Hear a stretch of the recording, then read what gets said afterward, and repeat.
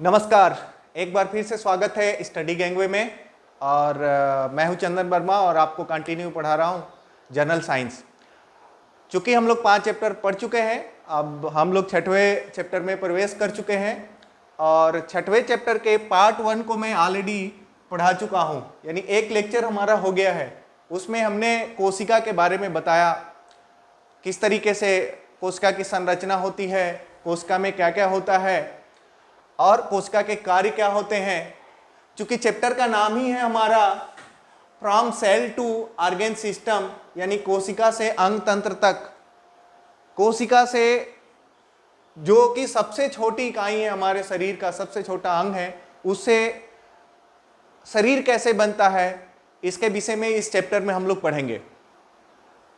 तो कल जो हमने लेक्चर दिया था उसमें था कोशिका के विषय में बताया था हमने, वो पार्ट 1 था। अब पार्ट 2 में आज हम लेक्चर में देखेंगे कि आज किस विषय पे बात करते हैं। तो आज हमारा पॉइंट है ऊतक, यानी टिश्यू।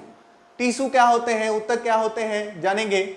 शरीर के अंदर ऐसी कोशिकाएं जो एक तरह के कार्य को संपन्न करने में दक्ष होती है, यानी क्षमता रखती है, वे समूह में होती हैं। समान रचना व उत्पत्ति वाली कोशिकाओं का समूह जिनके द्वारा विशिष्ट कार्य संपन्न होता है, ऊतक कहलाते हैं। यानी ये कह रहा है कि कोशिका जो है सबसे छोटी इकाई है, उनका एक समूह जो एक विशिष्ट कार्य करता है। इसे आप समझिए, उनका एक समूह जो एक विशिष्ट कार्य करता है वो ऊतक कहलाता है, टिश्यू कहलाता है। चूंकि जैसे हमने आपको बताया था कि किस तरीके से हमारे शरीर की संरचना हुई है, कोशिका, ऊतक, अंग, अंग तंत्र, इस तरीके से दीवार, ईंट, इन सब विषय पे मैंने आपको पिछले लेक्चर में समझाया था। तो देखते हैं, मैंने बताया कि कोशिकाओं का एक समूह जो कि एक विशिष्ट कार्य संपन्न करता है वो ऊतक कहलाता है, यानी छोटी छोटी कोशिकाएं मिलकर के जो एक समूह बनाती हैं। अब वो कोशिकाएं पादप में, यानी पौधों में भी होता है और जंतुओं में भी होता है, यानी सजीवों में कोशिकाएं होती हैं। तो हम सबसे पहले जानेंगे पादप ऊतक, यानी प्लांट टिश्यू। प्लांट टिश्यू ये क्या होते हैं? तो इसमें बोला है कि जंतुओं में लंबाई में वृद्धि एक निश्चित आयु तक होती है। यानी जो जंतु हैं, जानवर हैं, उदाहरण के तौर पे आदमी, भेड़, बकरी, शेर, बाघ, चीता, ये जो जंतु हैं उनमें लंबाई में वृद्धि एक निश्चित आयु तक होती है। परंतु पौधों में वृद्धि जीवन भर होता है। यानी पौधे जो है जीवन भर बढ़ते जाते हैं। पीपल का पेड़ आपने देखा होगा, बरगद का पेड़ देखा होगा, नीम का पेड़ देखा होगा। एक छोटे से बढ़ते बढ़ते जितने पुराने होते जाएंगे वो बढ़ते जाएंगे, और जितने मोटे आपने देखा होगा समझिए कि वो बहुत पुराना है और वो बढ़ ही रहा है।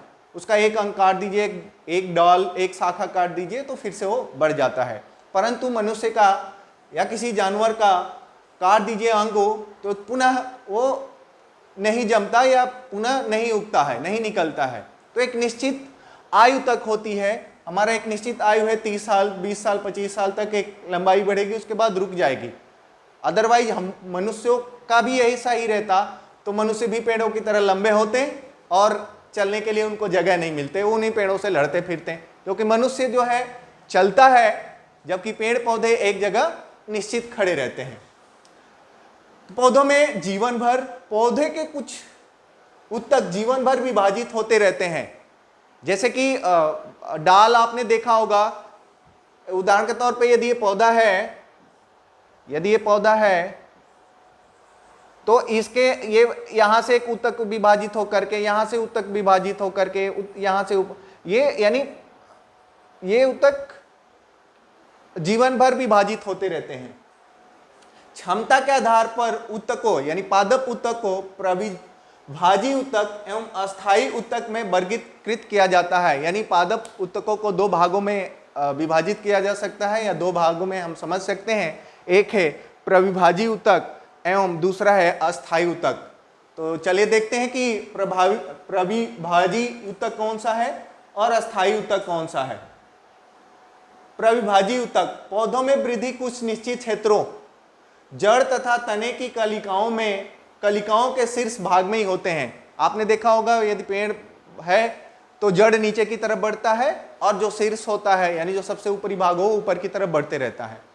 ऐसे विभाजन उन भागों में पाए जाने वाले ऊतक के कारण होते हैं। देखिए वो जो कोशिकाएं हैं, जो ऊतक हैं, वो विभाजित होते जा रहे हैं यानी बढ़ते जा रहे हैं। आप समझिए कोशिकाओं का समूह बढ़ता जा रहा है तो वो क्या होगा कि पेड़ ऊपर की तरफ जाएगा और जड़ नीचे की तरफ जाएगा। आप समझिए कि जितना ऊंचा पेड़ जा रहा है जड़ भी उनके नीचे वैसे ही जा रहे हैं। यदि जड़ उतना ही रहेगा, उतना ही छोटा रहेगा तो पेड़ गिर जाएगा, भारी पेड़ होगा गिर जाएगा। आंधी तूफान में आपने देखा होगा बहुत ज्यादा जोर से आता है तो बड़े बड़े पेड़, छोटे छोटे पेड़ वो गिर जाते हैं क्योंकि उनकी जड़ें मजबूत नहीं रहती हैं। जिनकी जड़ें मजबूत रहती हैं वो खड़े रहते हैं। ऐसे ऊतक को प्रविभाजी ऊतक, विभोज्यतक या निरंतर विभाजित होने वाले ऊतक कहते हैं। ये जो ऊतक हैं हमेशा निरंतर विभाजित होते रहते हैं। डाल काटिए, पत्ते निकलते रहते हैं, पेड़ निकलते रहते हैं, जड़ों बढ़ते रहते हैं। जड़ों के अंदर आपने देखा होगा ये जो यदि ये पेड़ है और इनका यदि ये जड़ है तो इन जड़ों में भी ये ऐसे बढ़ते रहेंगे, ये ऐसे बढ़ते रहेंगे, ये ऐसे बढ़ते रहेंगे, ये ऐसे जो है बढ़ता रहेगा। और ये पेड़ है मान लीजिए तो ये जड़ है तो ऊपर तना भी बढ़ता रहेगा, नीचे जड़ भी बढ़ता। अस्थायी ऊतक कौन से हैं? प्रविभाजी ऊतक द्वारा बनी नई कोशिकाओं में परिवर्तन या पुनः विभाजन। क्या होता है मतलब समझिए, प्रविभाजी ऊतक द्वारा बनी नई कोशिकाओं में परिवर्तन या पुनः विभाजन क्या होता है या किस तरीके से होता है? ये प्रविभाजी ऊतक के द्वारा होता है। तो देखते हैं अस्थायी ऊतक क्या है, विभाजन क्या होता है। तो होता क्या है, विकसित होकर तथा विभाजन क्षमता खोकर अन्य विशिष्ट कार्य करने वाले ऊतक समूह को अस्थायी ऊतक कहते हैं।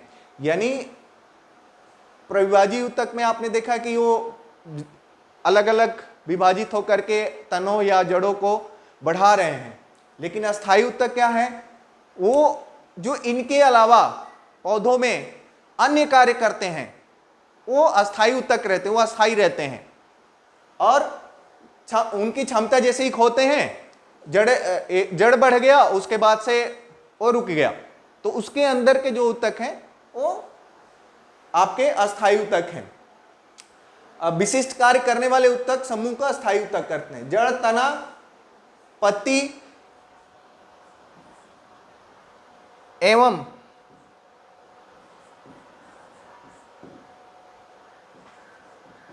अन्य भागों में अस्थायी ऊतक के उदाहरण हैं।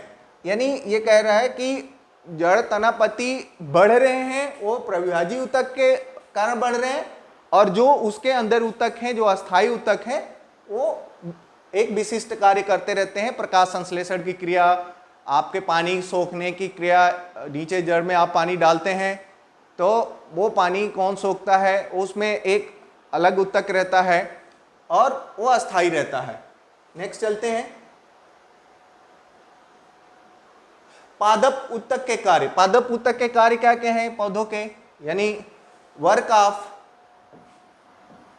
Of plant tissue. Work of plant tissue, पौधों की जड़ों द्वारा अवशोषित जल एवं खनिज लवण को पत्तियों तक पहुंचाने का कार्य जाइलम ऊतक करता है। यानी कुछ ऐसे ऊतक रहते हैं जो पौधों के जड़ों में आप पानी डालते हैं या खाद डालते हैं तो वो उनके पत्तियों तक पहुंचता है। आपने देखा होगा यदि कोई खेती कर रहा है, यदि वो खाद डालता है, पानी डालता है, यदि खाद और पानी नहीं डालेंगे टाइम से, धूप ज़्यादा तेज पड़ रहा है तो वो धान फसल या जो भी होगा सूख जाएगा। पेड़ पौधे सूख जाते हैं गर्मी के दिनों में।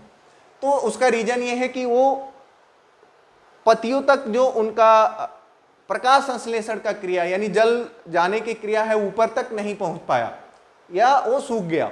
तो ये कौन सा कार्य करता है? जाइलम ऊतक जो है पौधों की जड़ों द्वारा अवशोषित जल एवं खनिज लवणों को पत्तियों तक पहुंचाने का कार्य करता है।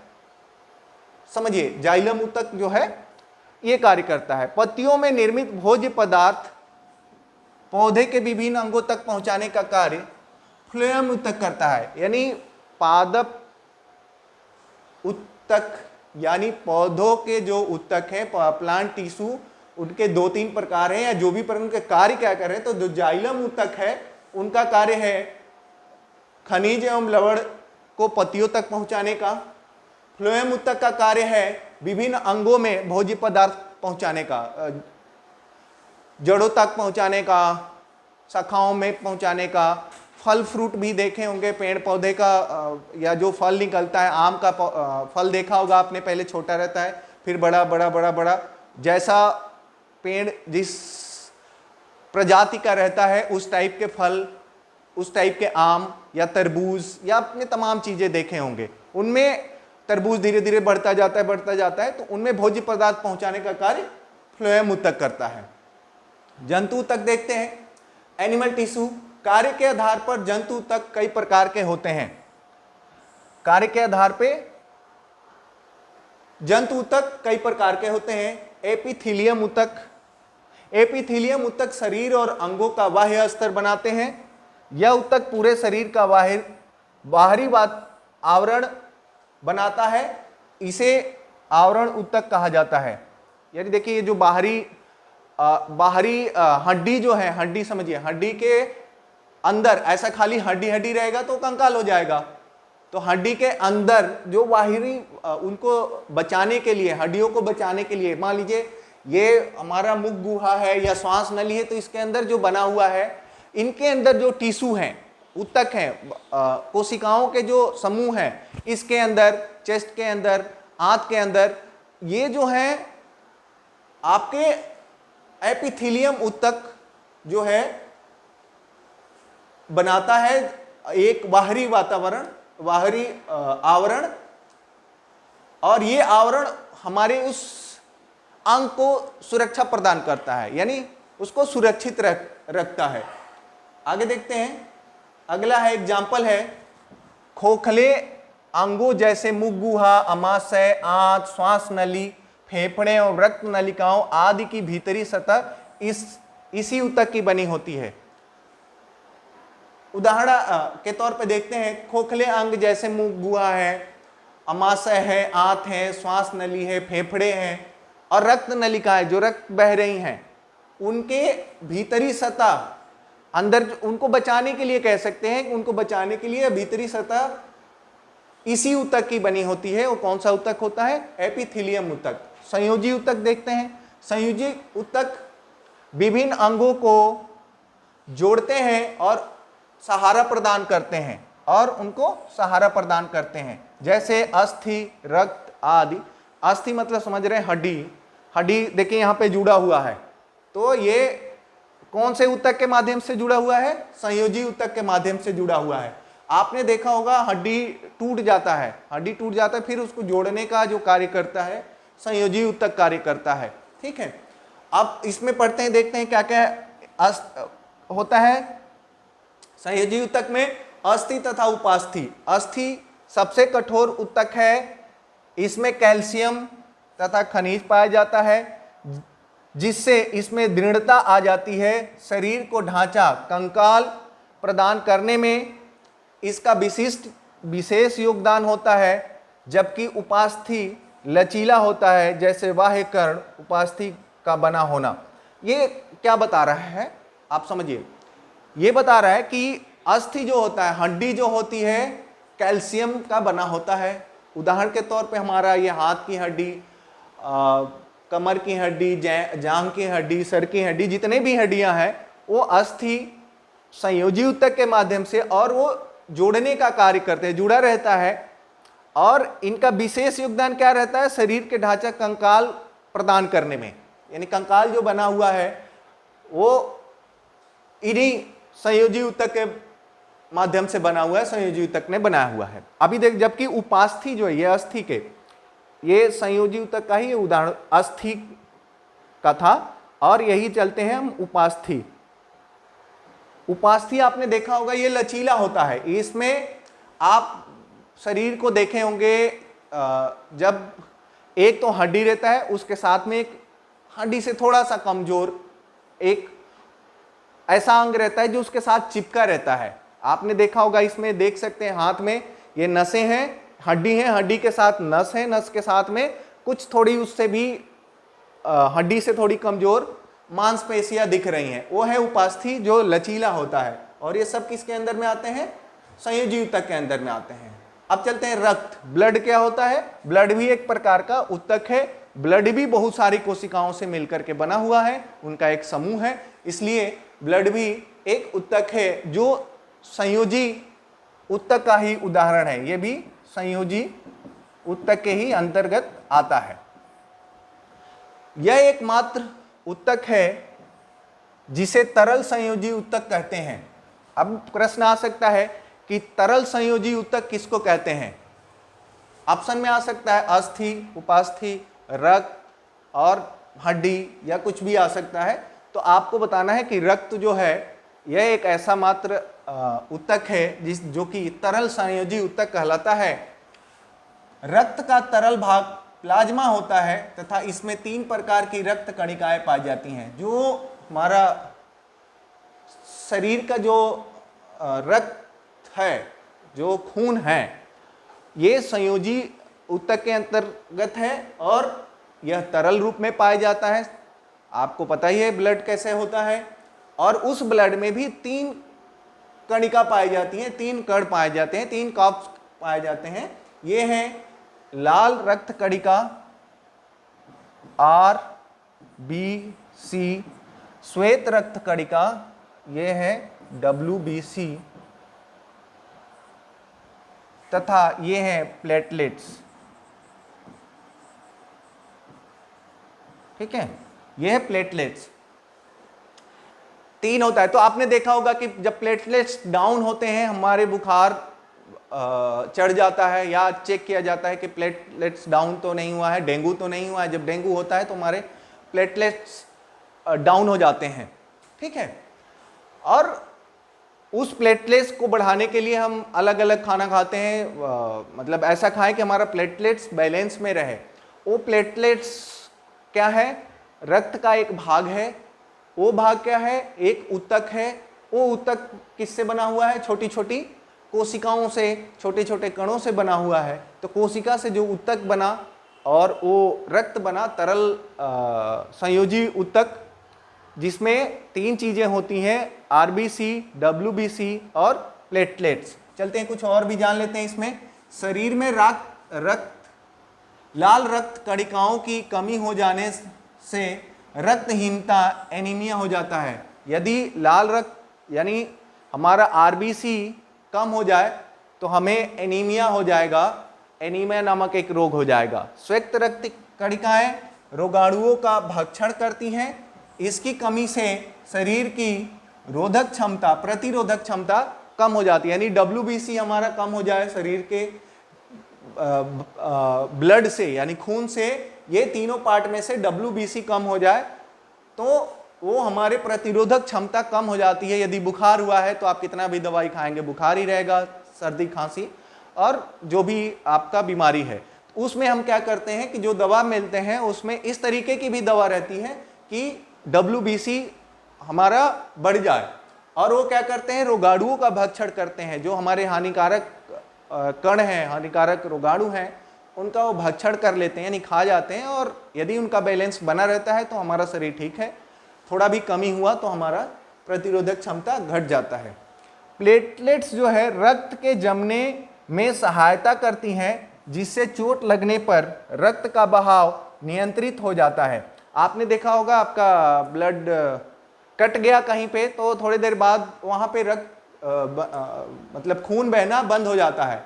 यदि वो कंटिन्यू बहता रहेगा, हम इस तरीके से थोड़ा सा भी कट गया और कंटिन्यू बह रहा है, दबा रहे हैं, छोड़ रहे हैं तो फिर कंटिन्यू बह रहा है, तो समझिए कि उसमें प्लेटलेट्स की कमी है, उसके रक्त में प्लेटलेट्स की कमी है। और ये प्लेटलेट्स क्या करता है? हमारा रक्त बहाव को नियंत्रित करता है, यानी रोकता है या फिर उसको हमेशा कंटिन्यू अच्छी तरीके से बना के रखता है। आगे चलते हैं। पेशी ऊतक, मसल्स टिश्यू। अभी तक हमने पढ़ा संयोजी ऊतक, उसके बाद से हमने पढ़ा उसके बाद से हमने अभी तक दो चीज पढ़ चुके हैं हम लोग, संयोजी ऊतक और एपिथेलियम ऊतक। तीसरा हमारा है पेशी ऊतक, मसल्स, जो हम इंग्लिश में मसल्स बोलते हैं। मसल्स क्या है? शरीर में कुछ विशेष कोशिका होती हैं जिन्हें पेशी कोशिका कहते हैं। पेशी कोशिकाओं के समूह पेशी ऊतक बनाते हैं। देखिए, शरीर में कुछ विशेष कोशिका होती हैं जिनको हम क्या बोलते हैं? पेशी कोशिका बोलते हैं, मसल्स कोशिका बोलते हैं, मसल सेल्स बोलते हैं। और उनका जो समूह होगा वो क्या कहलाएगा? पेशी ऊतक कहलाएगा, यानी कि वो हमारा मसल्स टिश्यू कहलाएगा। ये अंगों को गति प्रदान करने में सहायक होते हैं। कुछ पेशियों को हम अपनी इच्छा अनुसार गति करा सकते हैं या उनकी गति को रोक सकते हैं।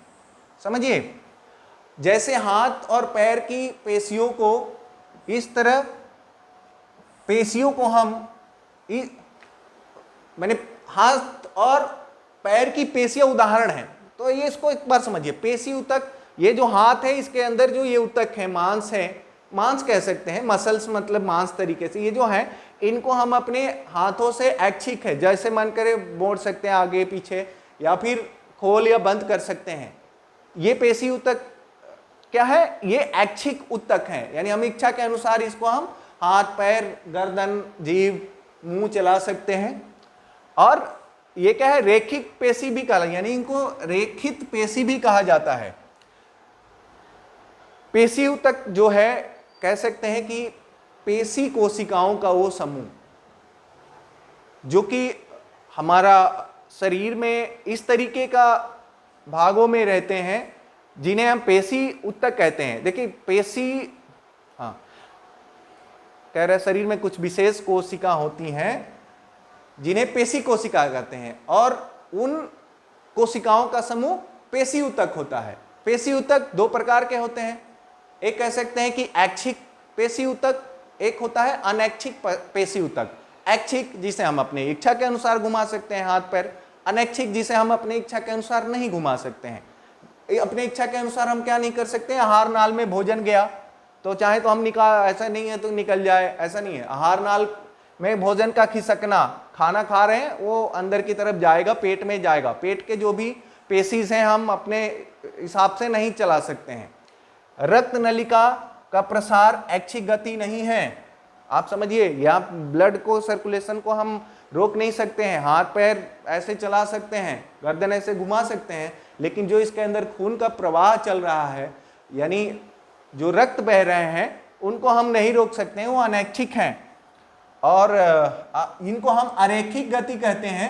मूत्रवाहिनी, हृदय की गति आदि। ये देखिए, मूत्रवाहिनी उदाहरण के तौर पे आप समझ सकते हैं कि यदि आपको टॉयलेट लगी है, पेशाब लगी है, तो आप एक लिमिट तक रोक सकते हैं, उसके बाद आपके इच्छा पे नहीं चलेगा वो। उसका मूत्रवाहिनी में यदि टॉयलेट लग, बोलते हैं ना कि टॉयलेट या रूटीन लग गया है तो आपको जाना ही जाना है, आप उसको एक लिमिट तक रोक सकते हैं, वो आपके इच्छा पे नहीं है। तो और हृदय की गति जो है, हमारे जो हार्ट बीट है, उसको भी हम नहीं रोक सकते हैं, जबकि हाथ पैर चला सकते हैं। इसको हम बोलते हैं अनैच्छिक गति और या अरैखिक गति, या अरैखिक या अनैच्छिक पेशी ऊतक भी बोल सकते हैं। आगे चलते हैं।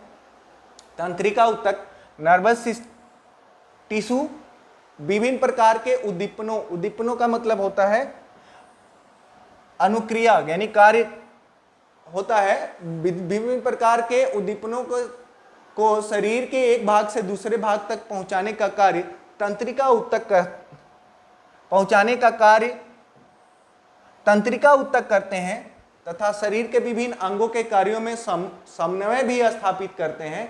तंत्रिका ऊतक क्या होता है, देखते हैं, यहां से यहां तक है।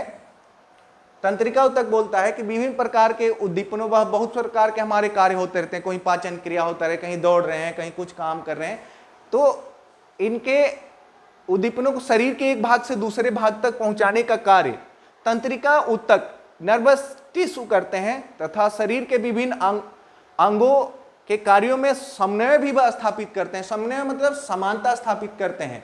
आप समझिए, आपको हाथ उठाना है तो आपके आपको बोला गया हाथ उठाइए, तो कैसे उठाएंगे? आपके शरीर, आपने सुना कानों से, आपके दिमाग में गया, दिमाग में नर्व ने उसको बोला, नर्व सिस्टम के थ्रू आपका एक समन्वय पूरे शरीर में स्थापित हुआ, फिर आपने हाथ उठा दिया, बोले दोनों हाथ उठाइए, तो दोनों हाथ उठा दिया।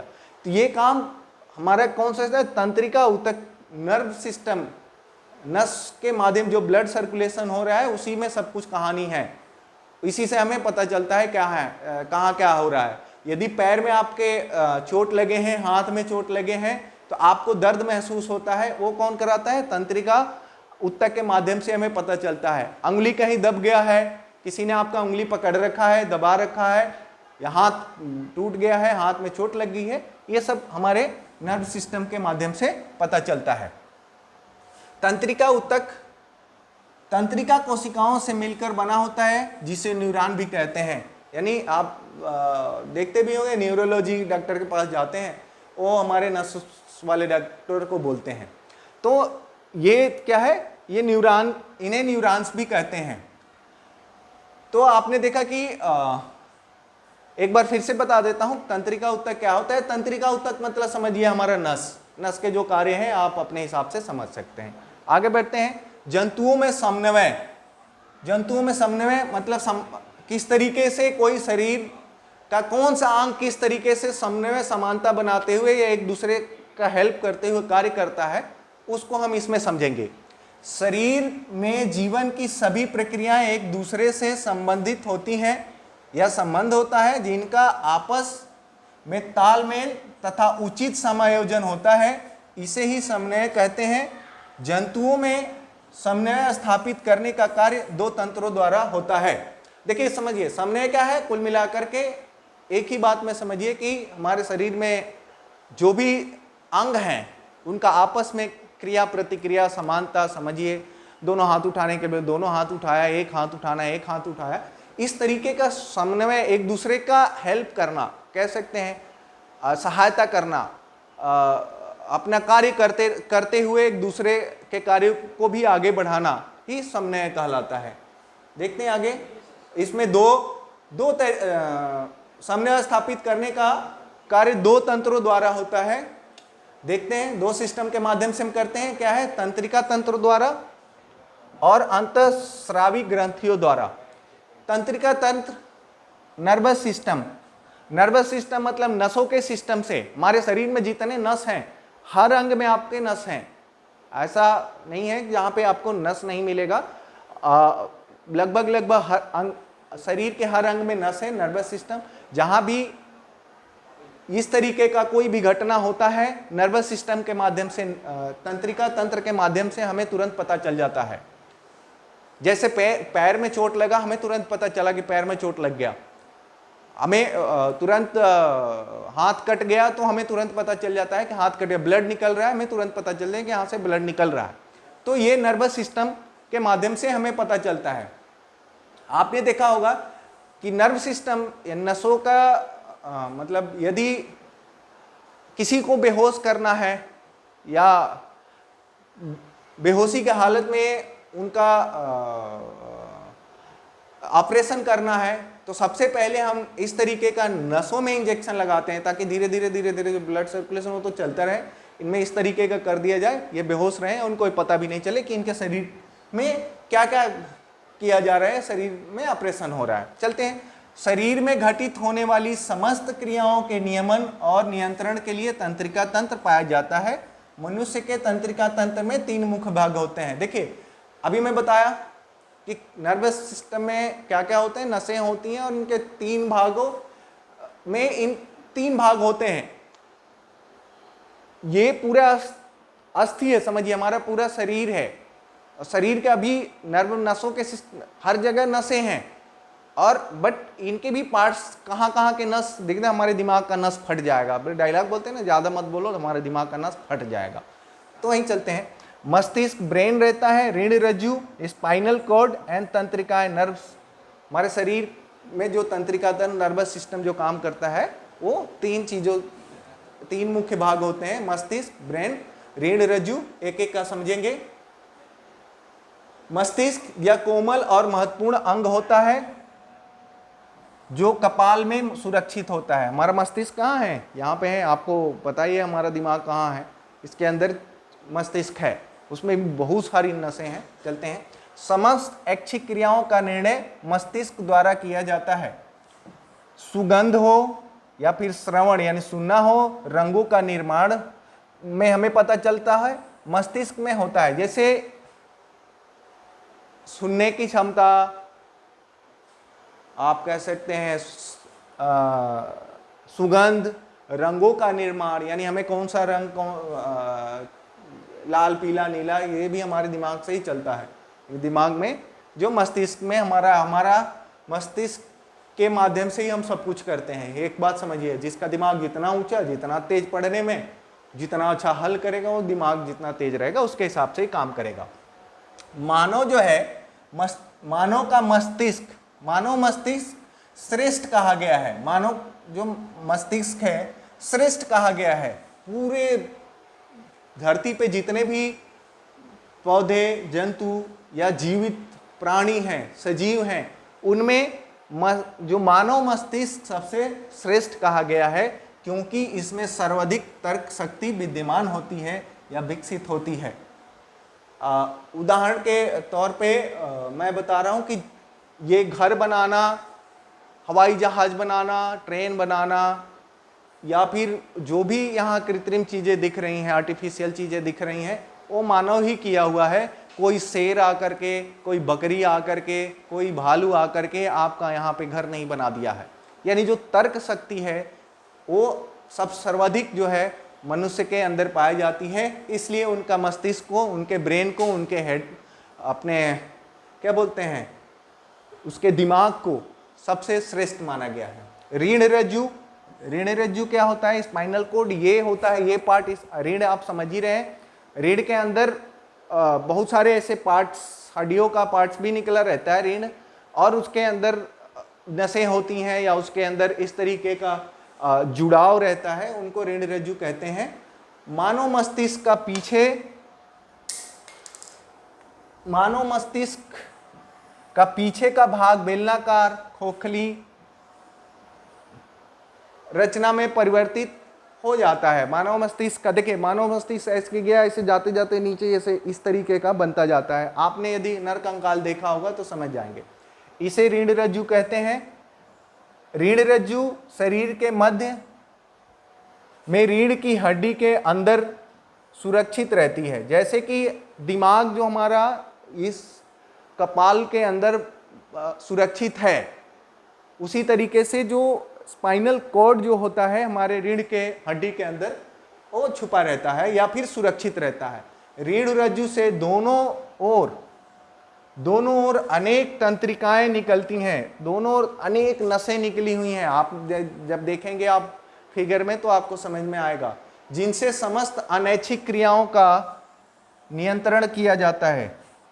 जिससे क्या है, जितने भी अनैच्छिक दिल की धड़कन बढ़ रही है, को टॉयलेट लग रही है, आपको आपके दिमाग में कुछ चल रहा है, आपका कहीं जाने का मन बन रहा है, ये सब जो है अनैच्छिक क्रियाओं का नियंत्रण जो है रीढ़ रज्जु स्पाइनल कॉर्ड के माध्यम से होता है। आगे देखते हैं। हाँ, तंत्रिकाएं, नर्व्स क्या है, यानी कि नस क्या है, देखते हैं। हमारा है मनुष्य के शरीर में तंत्रिकाओं का जाल बिछा होता है। यही कारण है कि शरीर के किसी भी भाग में कोई दीपन, स्टिमुलेशन ग्रहण होने पर हमें तुरंत अनुभव हो जाता है। यानी नर्व्स क्या है, नसें, तंत्रिकाएं, अभी हमने पढ़ा, नसें जो होती हैं उसके माध्यम से, मैं पहले भी बता चुका हूं, उसके माध्यम से हमें हर चीज पता चलता है कि क्या है।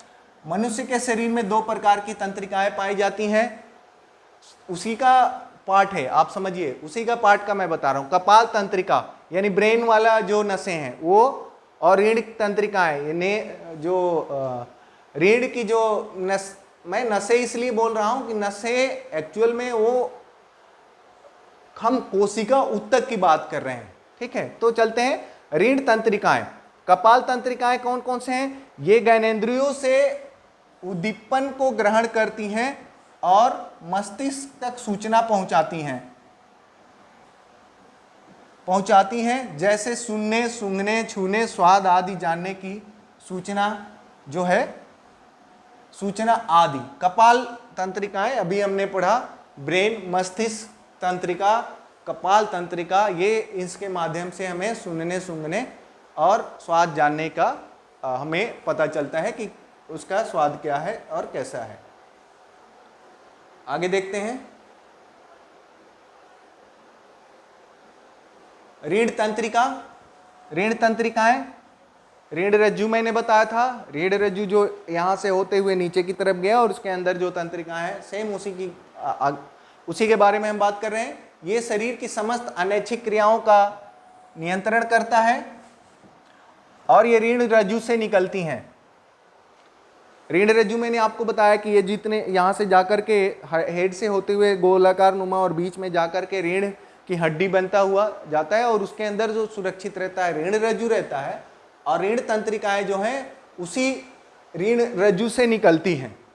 तंत्रिकाओं का जाल आंतरिक अंग तथा त्वचा में फैला रहता है। ये तंत्रिकाओं का जो जाल है, आपने देखा होगा जब छोटी छोटी नसें, बड़ी बड़ी नसें और ऐसे शरीर से वो मांस से, हड्डियों से जुड़े जुड़े इस तरीके से आपस में वो समन्वय बनाते हैं। नेक्स्ट है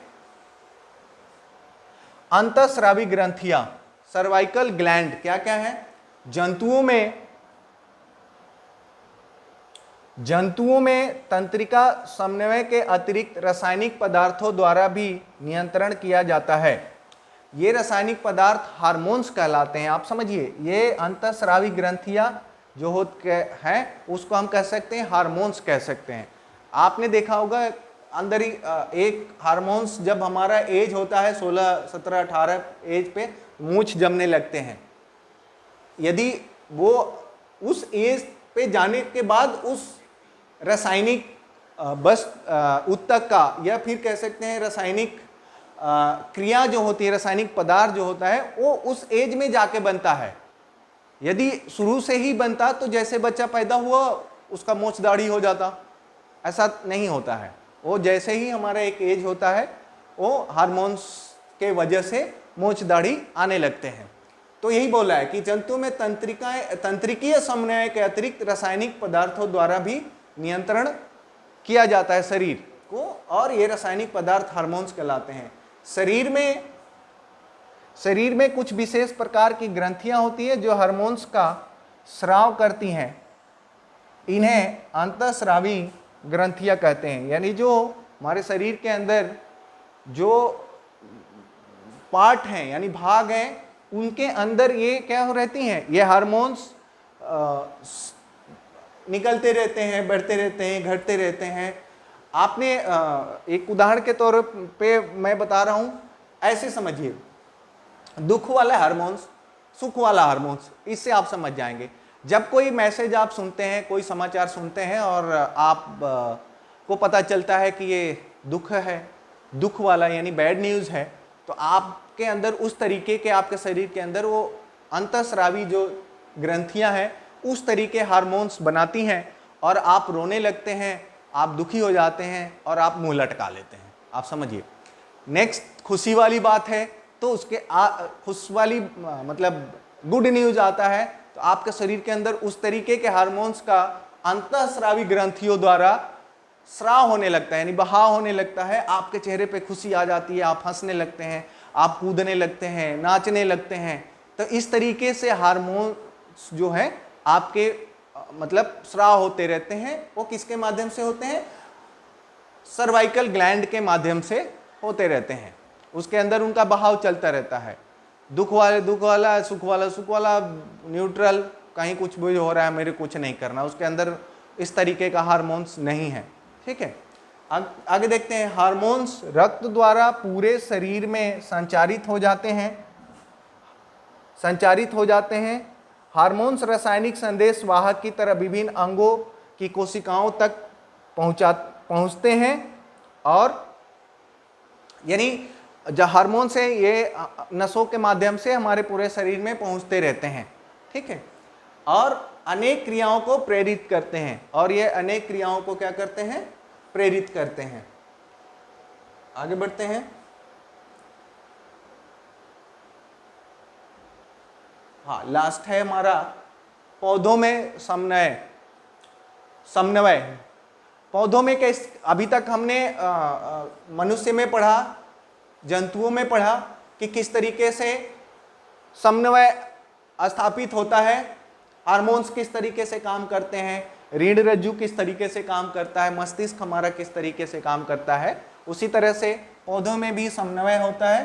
पौधों में तंत्रिका तंत्र नहीं होता है, पौधों में तंत्रिका तंत्र नहीं होता है, नर्वस सिस्टम नहीं होता है, परंतु पर्यावरण में हो रहे परिवर्तन के साथ अपने व्यवहार को पौधे हार्मोन्स द्वारा समन्वित कर लेते हैं, करते हैं। जैसे कि आपने देखा होगा, वो पतझड़ के टाइम पौधे अपने सारे पत्ते झाड़ देते हैं या फिर झड़ जाता है, फिर जैसे ही बरसात या बसंत ऋतु आती है पौधे फिर अपने नए पत्ते उगाते हैं। उनके अंदर ये हार्मोन्स के कारण ही होता है।